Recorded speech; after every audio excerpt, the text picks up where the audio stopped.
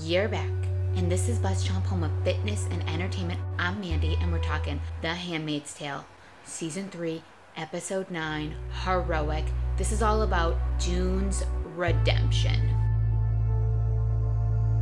I'm Mandy. I'm Dan. Subscribe to Buzz Chomp. Woo! Woo! This episode basically all takes place in the hospital with Matthew.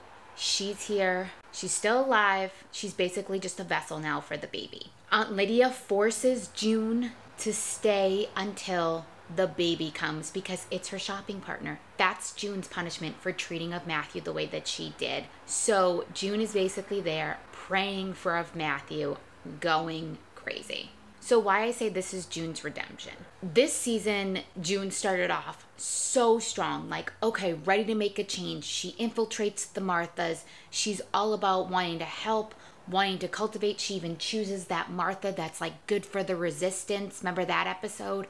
And then she becomes selfish. And friggin' Janine calls out June and says, you're being selfish and I don't like the way that you're being. You've changed and I don't like it. And June has. I guess this is her arc. This is where they want the story to go. But June has become singular focused on trying to get Hannah out of Gilead, which I totally agree. Keep Nicole out, which I totally agree. But she's been stupid about it. She's been stupid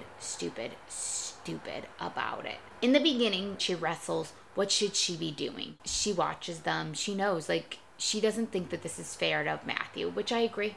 It's not fair to Matthew, but they want to try to have that baby. They want to try to have the baby survive and all of that. There's a moment where she wrestles with the idea of wanting to kill Matthew. The handmaids are coming in to pray and all of that.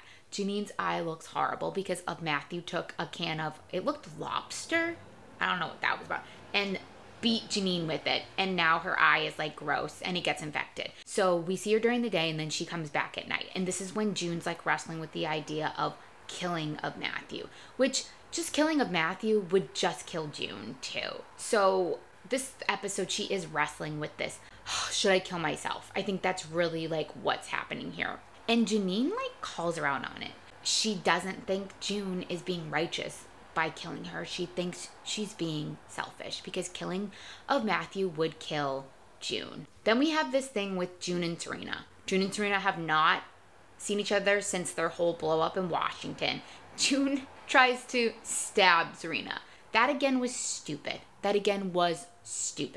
And Serena's like, you were the strong one. Oh my God. And it's like, bitch, friggin' June has been in here for over 40 days on her knees praying. That's it. She went crazy. This is like a form of torture that they're torturing her, and it's crazy. Anybody, the strongest ones, would go crazy. Then you have the doctor that comes in and helps June's hand because June gets cut when she tries to cut Serena. I'm like, you crazy girl, right?